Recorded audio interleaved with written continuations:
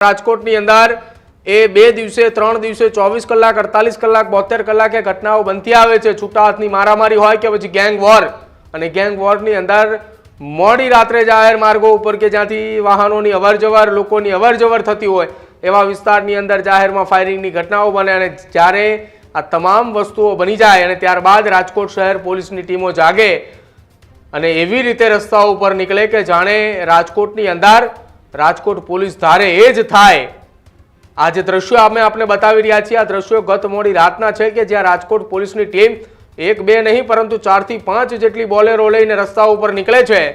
જે જગ્યાએ ટોળા જમાવીને બેઠેલા લોકો હોય ત્યાં ઉતરે, દંડા હાથમાં રાખે, બધાને દોડાવે, ત્યાંથી ગાડીમાં બેસે, આગળ જાય, જ્યાં લોકોના ટોળા દેખાય ત્યાં દંડા લઈને નીચે ઉતરે અને તમામ લોકોને દોડાવે। શું આ રીતે રાજકોટની અંદર કાયદો અને વ્યવસ્થાની સ્થિતિ જાળવવામાં આવશે? રાજકોટની અંદર બનતી ઘટનાઓ અટકાવવા માટે રાજકોટ પોલીસે શું કરવું જોઈએ? જ્યારે ઘટનાઓ બનતી હોય ત્યારે માત્ર મુખ પ્રેક્ષક બનીને બેસી રહે છે, એની જગ્યાએ જ્યારે ઘટનાઓ બને છે ત્યારે જો એક્શન લીધા હોત તો કદાચિત આ 15 દિવસની અંદર બનનારી કેટલીક ઘટનાઓ પણ અટકી ચૂક્યું હોત।